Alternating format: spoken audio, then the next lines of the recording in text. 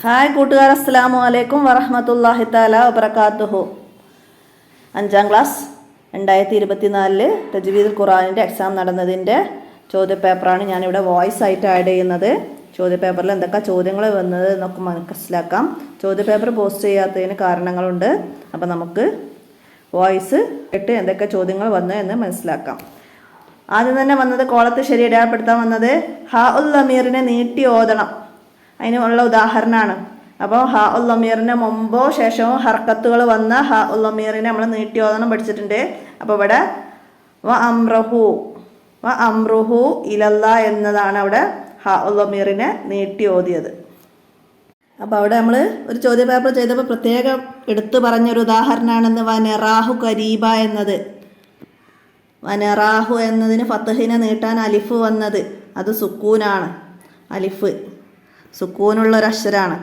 അപ്പോൾ അവിടെ ഹാ ഉൽ അമീറിന് മുമ്പ് സുക്കൂന് വന്നാൽ നീട്ടി ഓതൂല. അത് നമ്മൾ പഠിച്ചതാണ്. അപ്പോൾ അത് ഓപ്ഷൻ അന്ന് ഉദാഹരണ സഹിതം മനസ്സിലാക്കിയതാണ്. അപ്പോൾ എല്ലാവരും ഉപകാരപ്പെട്ടിട്ടുണ്ടാവും. അപ്പോൾ അടുത്തത് എന്താണ്? റായിന് തർക്കീക്ക് ചെയ്ത് ഉച്ചരിക്കണം.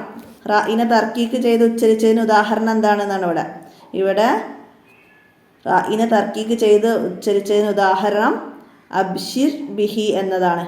അബ്ഷിർ അതായത് സാക്കിനായ റാ അതിന് മുമ്പ് കസർ വന്നതോ അതാണ് അവിടെ നമ്മൾ തർക്കീക്ക് ചെയ്തത്. സാക്കിനായ റാവും അതിന് മുമ്പ് കസറും ശേഷം ഇസ്തീലായിൻ്റെ ഹർഫ് ഇല്ലാതിരിക്കുകയും ചെയ്തു. അതാണ് അവിടെ രണ്ടാമത്തെ ഓപ്ഷനാണ് ശരിയായിട്ടുണ്ട്.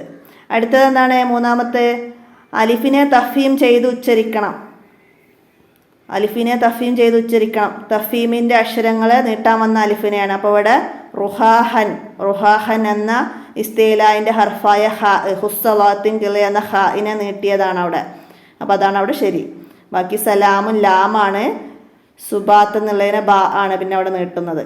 അടുത്തത് അലിഫ്ലാമിനെ ഇദ്ഗാം ചെയ്ത് ഓതണം. ഇത് അലിഫ്ലാമിനെ ഇദ്ഗാം ചെയ്ത് ഉച്ചരിക്കണം.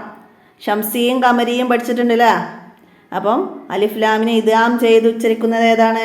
ഷംസിയ ആയതിലാണ് അങ്ങനെ ഇദ്ഗാം ചെയ്യാം. അലിഫ്ലാം ഉച്ചരിക്കാതെ ഇദ്ഗാം ചെയ്യൽ ഷംസിയാദിലാണ്. അപ്പോൾ ഇവിടെ വത്തോരിക്ക് എന്നതാണ്. മറ്റേ വൽ ഫജ്ർ വൽ അസ്ർ അതൊക്കെ കമരിയാണ്. അടുത്തത് റസ്മുൽ ഉസ്മാനിക്ക്. അപ്പോൾ ഇവിടെ റസ്മുൽ ഉസ്മാനിയിലെ ബദിലിന് ഉദാഹരണമായത് സ്വലാത്ത് എന്ന കിയാസ് രീതിയും റസ്മുൽ ഉസ്മാനി രീതിയും പിന്നെ സലാമാണ് തന്നത്. അപ്പോൾ നമ്മൾ ബദിലിന് സ്വലാത്ത് എന്ന് പഠിച്ചാൽ നമുക്കറിയാം. അലിഫും വാവും ഇട്ടിട്ട് നീട്ടും സ്വലാത്ത് എന്നത്. അപ്പോൾ അത് മനസ്സിലാക്കുക. അടുത്തത് എന്താണ്? അടുത്തത് ബാഇനെ മീമിൽ ഇദ്ഗാം ചെയ്ത് ഓതണം. ബാഇനെ മീമിലേക്ക് ഇദ്ഗാം ചെയ്ത് സാക്കിനായ ബാ വേണം. എന്നിട്ട് വേണം മീം മറ്റേ ബാഇനൊക്കെ ഹർക്കത്ത് വന്നതാണ്. അപ്പോൾ സാക്കിനായ ബാഇന് മീമിലേക്ക് ഇദ്ഗാം ചെയ്ത് ഇർക്കബ് മഅന എന്ന ഓപ്ഷനാണ് അവിടെ ശരി. പിന്നെ ചേരുമ്പടി ചേർക്കാനാണെന്ന് റായിനെ തർക്കീക്ക് ചെയ്തതിന് ഉദാഹരണം ഇവിടെ വന്നത് ഓപ്ഷൻ സി സമീഉം ബസീർ എന്ന ഇതാണ്. അവിടെ ബസീർ എന്ന് വരുമ്പം സുക്കൂൻ സാക്കിനായ റായിന് ശേഷം യാ വന്നു. നമ്മൾ ബസീർ മസീർ തൈർ ഹൈറൊക്കെ പഠിച്ചിരുന്നു. അതാണ് ഇവിടെ വന്നത്. അടുത്തത് അലിഫിനെ തഫീം ചെയ്യണം. ഇവിടെ ഇസ്തീലായിൻ്റെ ഏതെങ്കിലും ഹർഫിനെ നീട്ടാൻ അലിഫ് വന്നതുണ്ടോ അതിനെയാണ് ഇവിടെ നമ്മൾ ഓപ്ഷൻ തിരഞ്ഞെടുക്കേണ്ടത്. അപ്പോൾ ഹുസ്സലോത്തിൻ കിളി എന്നതിലെ മർലോത്ത് എന്നതാണ് അവിടെ ശരി. അവിടെ ഓപ്ഷൻ ഇ എന്നത് എടുത്ത് എഴുതാം. അടുത്ത വാവിനെ തഫീം ചെയ്തത് അതും ഇതുപോലെ തന്നെ മഷ്തൂർ ഹുസ്സലോത്തിൻ കിളി എന്നതിലെ ഇസ്തീലായിൻ്റെ ഹർഫ് തോയിനെ തൂ എന്ന് പറഞ്ഞ് വാവ് കൊണ്ട് നീട്ടുന്നു. അപ്പോൾ വാവിനെ നമ്മൾ തഫീം ചെയ്യണം. അടുത്ത ഹാ ഉൽ അമീറിനെ നീട്ടി ഓതിയതിന് ഉദാഹരണം ഹാ ഉൽ അമീറിന് മുമ്പും ശേഷവും ഹർക്കത്തുകൾ വന്നാൽ അവിടെ നീട്ടി ഓതണം. അവിടെ ബിഹീനക്കുക എന്ന ഓപ്ഷൻ ബി അവിടെ എഴുതാം. അടുത്ത ഹാ ഉൽ അമീറിനെ നീട്ടാതെ ഓതണം. അവിടെ ഹാ ഉൽ അമീറിന് മുമ്പോ ശേഷമോ സുക്കൂന് വന്നാൽ നീട്ടാതെ ഓതണം. ബിഹിൽ അർല അവിടെ ബിഹിൽ അർല എന്ന ഓപ്ഷൻ ഡി ആണ്. അപ്പോൾ അതവിടെ മനസ്സിലാക്കുക. ഇത്രയാണ് ചേരുമ്പടി ചേർക്കാനുള്ളത് വന്നത്. അടുത്ത വിട്ട ഭാഗം പൂരിപ്പിക്കാനാണ് വന്നത്. റായിന് കസറാണെങ്കിൽ റായിനെ തർക്കീക്ക് ചെയ്ത് ഓതണം.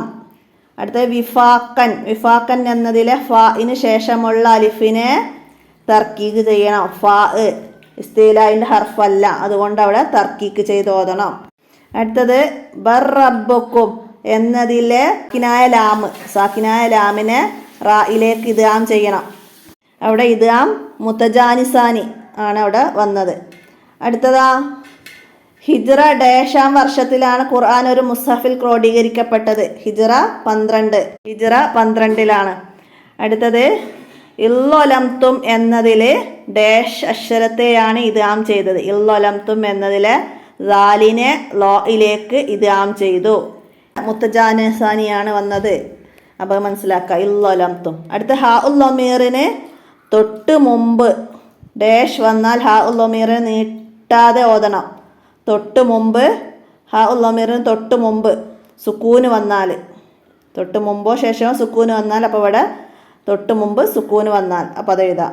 അടുത്തതവിടെ ഇല്യാസീൻ എന്ന റസ്മുൽ ഉസ്മാനി എഴുത്ത് രീതിയും കിയാസ് എഴുത്ത് രീതിയും തന്നിട്ടുണ്ട്. അതിൽ റസ്മുൽ ഉസ്മാനി എഴുത്ത് രീതി ഏതാണെന്ന് നമ്മൾ നോക്കിയിട്ട് എഴുതാനാണ്. ഇല്യാസീൻ എന്നത് എന്താണ്? അവിടെ ഫസ്ലാണ്. ഫസ്ല് ചേർത്ത് എഴുതേണ്ടതിനെ രണ്ടായി പിരിച്ചെഴുതി. അപ്പോൾ ഇല്യാസീൻ എന്ന ഇൽ എഴുതിയിട്ട് യാസീൻ എന്നുള്ളത് വേറെ ആക്കി എഴുതുന്ന ഇതാണ് അവിടെ ശരിയായത്, റസ്മുൽ ഉസ്മാനി എഴുത്ത് രീതി. അടുത്ത അതുപോലെ തന്നെ ബി റൂഹിൻ, യുരീദു, അറാദ, ഇതിൽ റായിനെ തർക്കീക്ക് ചെയ്തതിന് ഉദാഹരണം. അപ്പോൾ അവിടെ യുരീദു എന്ന് റായിന് കസറ് വന്നതാണ് അവിടെ ശരി. അപ്പോൾ അത് മനസ്സിലാക്കണം. അതാണ് അവിടേക്ക് എടുത്ത് എഴുതേണ്ടത് യുരീദു. മറ്റത് ബിറൂഹ് എന്നതിന് ലമ്മാണ്, അറാദ എന്നതിന് ഫത്തഹാണ്. അപ്പോൾ അവിടെയൊക്കെ തഫീമാണ്. അടുത്തത് ഷംസിയായ ഹർഫുകൾ എത്ര? 14 ഹർഫുകളാണ് ഷംസിയായത്. 14 ഹർഫുകൾ തന്നെയാണ് കമരിയയും, മനസ്സിലാക്കുക. അടുത്ത അലം നഹ്ലുക്കും എന്നതിൽ ഏത് അക്ഷരത്തെ ഇദ്ഗാം ചെയ്യണം? കാഫിനെ കാഫിലേക്ക് ഇദ്ഗാം മുതകാരിബാനി. കാഫും കാഫും. അപ്പോൾ അത് എടുത്ത് എഴുതാം. അടുത്ത റായിന് കസ്റായതിനാൽ തർക്കീക്ക് ചെയ്തതിന് ഒരു ഉദാഹരണം എഴുതണം. അപ്പോൾ നമ്മൾ മുകളിലൊക്കെ ഒരുപാട് ഉദാഹരണങ്ങൾ അവിടെ റായിന് തർക്കീക്ക് ചെയ്തതിന് എഴുതിയതാണ്. എന്നാലും നമുക്ക് എന്തൊക്കെ എഴുതാം അല്ലേ? യുരീദു, അജിരി, റിജാലുൻ എന്നൊക്കെ നമുക്ക് എഴുതാം, മനസ്സിലാക്കുക. അടുത്തത് ഡാഷ്, ഈ ചിഹ്നമാണ്. യാ സ്വൈറയുടെ ചിഹ്നം തന്നിട്ടുണ്ട്. ഈ ചിഹ്നത്തിന് പറയുന്ന പേരുണ്ട്. അപ്പം നമ്മളൊരു യാ സ്വൈറ എന്ന് എഴുതണം. പിന്നെ ഒറ്റവാചകത്തിൽ ഉത്തരം എഴുതാനാണ് മസീർ എന്നതിലെ റായിനെ തർക്കീക്ക് ചെയ്യാൻ കാരണം എന്താണ്? മസീർ എന്നതിലെ റായിനെ സുക്കൂനുള്ള റായിന് മുമ്പ് സുക്കൂനുള്ള യാ വന്നു. സാക്കിനായ റായിന് മുമ്പ് സുക്കൂനുള്ള യാ ഉണ്ടായി. അതുകൊണ്ട് അവിടെ തർക്കീക്ക് ചെയ്ത് ഓതി എന്ന് എഴുതാം. അടുത്തത് വ ഇളാമൻ എന്നതിലെ അലിഫിനെ തഫീം ചെയ്യണം. കാരണം എന്ത്?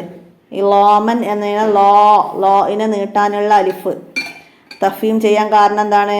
ഇസ്തിലായിൻ്റെ ഹർഫുകളെ തഫീം ചെയ്യണം. അപ്പോൾ ഇസ്തിലായിൻ്റെ ഹർഫുകളെ നീട്ടാൻ വന്ന അലിഫിനെയും തഫീം ചെയ്യണം. അപ്പോൾ അതുകൊണ്ടാണ് അവിടെ തഫീം ചെയ്യാൻ കാരണം. അത് എഴുതാം. അടുത്ത് ഷംസിയായ ഹർഫുകളിൽ നിന്ന് 8 എണ്ണം എഴുതുക. ഷംസിയായ ഹർഫുകൾ അപ്പോൾ 8 എണ്ണം എഴുതിയിട്ടുണ്ടാവുമല്ലോ അല്ലേ? സീന്, ഷീന്, സോദ്, ലാമ്, നൂന്, ഇതാണ് ഷംസിയായ. അപ്പോൾ അതിന് 8 എണ്ണം എഴുതാം. അടുത്ത് ഹാ ഉൽ ലമീറിനെ നീട്ടി ഓതണം. എപ്പോൾ? ഹാ ഉൽ ലമീറുകൾക്ക് മുമ്പും ശേഷവും ഹർക്കത്തുകൾ ഉണ്ടെങ്കിൽ ഹാ ഉൽ ലമീറിനെ നീട്ടി ഓതണം. അത് എഴുതാം. അടുത്ത ഇദ്ഗാം എന്നാൽ എന്ത്? സാക്കിനായ ഒരു അക്ഷരത്തെ ശേഷം വന്ന ഹർക്കത്തുള്ള അക്ഷരത്തിലേക്ക് ചേർത്ത് ശബ്ദ ചെയ്യുന്നതിനാണ് ഇദ്ഗാം എന്ന് പറയുന്നത്. അടുത്ത യക്ഫുറൂന എന്നതിലുള്ള ഷംസിയായ അക്ഷരങ്ങൾ ഏതെല്ലാം? യക്ഫുറൂന എന്നതിലുള്ള ഷംസിയായ അക്ഷരങ്ങൾ ഏതൊക്കെയാണ്? യക്ഫുറൂന എന്നതിൽ റാഉം നൂനുമാണ് ഷംസിയായ അക്ഷരങ്ങൾ. ബാക്കിയെല്ലാം കമരിയായ അക്ഷരങ്ങളാണ്. റാഉം നൂനും. യക്ഫുറൂന എന്നതിൽ റാഉം നൂനും. അടുത്ത ഉസ്മാൻ റളിയല്ലാഹു അൻഹു മുസ്ഹഫിൻ്റെ പല കോപ്പികൾ തയ്യാർ ചെയ്തു. കാരണം എന്താണ്? മുസ്ലിങ്ങളുടെ എണ്ണം വർദ്ധിക്കുകയും ഇസ്ലാം വിവിധ നാടുകളിൽ വ്യാപിക്കുകയും ചെയ്തപ്പോൾ. ഹിജ്റ 25-ാം വർഷം ഉസ്മാൻ റളിയല്ലാഹു അൻഹുവിൻ്റെ ഖിലാഫത്ത് കാലത്ത് മുസ്ഹഫിൻ്റെ പല കോപ്പികളും പകർത്തി വിവിധ നാടുകളിലേക്ക് വിതരണം ചെയ്തു. അപ്പോൾ അവിടെ അതാണ് എഴുതേണ്ടത്. മാറി എഴുതിപ്പോയ ആരെങ്കിലും അബൂബക്കർ റളിയല്ലാഹു അൻഹുവിൻ്റെ കാലത്ത് ക്രോഡീകരിക്കാൻ കാരണമായത് എന്താണ്? നിരവധി സഹാബികൾ ശുഹദാക്കളായതായിരുന്നു കാരണം. അപ്പം ഖുർആൻ മനഃപ്പാടമുള്ള സഹാബികൾ വിയോഗം മൂലമാണ്. അപ്പോൾ ഖുർആൻ ദുർലഭപ്പെട്ടു പോവും. ഖുർആൻ മനഃപ്പാടമുള്ളവർ മരണപ്പെട്ട ഖുർആൻ ഇല്ലാതാവും എന്ന് കരുതിയാണ് അബൂബക്കർ സിദ്ദീഖ് റളിയല്ലാഹു അൻഹുവിൻ്റെ കാലത്ത് അത് ക്രോഡീകരിക്കാൻ തീരുമാനിച്ചത്. കോപ്പികൾ തയ്യാറാക്കിയത് ഉസ്മാൻ റളിയല്ലാഹു അൻഹുവിൻ്റെ കാലത്താണ്. അപ്പോൾ അത് അങ്ങോട്ടും ഇങ്ങോട്ടും മാറിപ്പോയോ എല്ലാവർക്കും? അടുത്തതിന് 5 വരി കുറപ്പ് എഴുതാനായിരുന്നു. റസ്മുൽ ഉസ്മാനിയെ കുറിച്ചിട്ട് എഴുതണം. പിന്നെ തഫീം അലിഫ് വാവ്.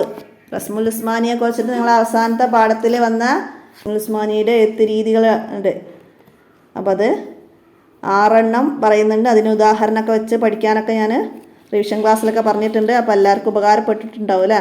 അതുപോലെ തഫീം അലിഫ് വാവിനെ കുറിച്ചിട്ട് അതെന്താണ് എഴുതേണ്ടത്? നമ്മൾ ഇസ്തിലായിൻ്റെ ഹർഫുകളെ നീട്ടാൻ വരുന്ന അലിഫ് വാവ് എന്നീ അക്ഷരങ്ങളെ എപ്പോഴും തഫീം ചെയ്യണം. അലിഫിനും വാവിനും തഫീമും തർക്കീക്കും എന്നീ 2 അവസ്ഥകളുണ്ട്. ഇസ്തിഫാലിൻ്റെ അക്ഷരങ്ങളെ നീട്ടാൻ വരുമ്പം അലിഫിനും വാവിനും തർക്കീക്ക് ചെയ്യണം. ഇസ്തിലായിൻ്റെ ഹർഫുകളെ നീട്ടാൻ വരുമ്പം അലിഫിനും വാവിനും തഫീം ചെയ്യണം. അപ്പോൾ അത് തഫീം ചെയ്ത 2-3 ഉദാഹരണങ്ങളൊക്കെ എഴുതി വെച്ച് 5 വരിയിൽ കുറയാതെ ആക്കുക. അപ്പോൾ അതൊക്കെ മനസ്സിലാക്കുക. വത്തൂർ, മസ്തൂർ, വസ്സോഫാത്തി എന്നൊക്കെ എഴുതിയിട്ട് നമുക്കവിടെ തഫീമിനെ കുറിച്ചിട്ട് മനസ്സിലാക്കാം, എഴുതാം. അപ്പോൾ ഇത്രയാണ് തജ്വീദിൻ്റെ ചോദ്യപേപ്പറിൽ വന്നത്. എല്ലാവരും മനസ്സിലാക്കി എഴുതിയിട്ടുണ്ടാവുമെന്ന് കരുതുന്നു. എല്ലാവർക്കും നല്ല ഉന്നത വിജയം ആശംസിക്കട്ടെ. ഇന്നത്തെ വോയിസ് ഇവിടെ അവസാനിപ്പിക്കുകയാണ്. അസ്സലാമു അലൈക്കും വറഹ്മത്തുള്ളാഹി വബറകാതുഹു.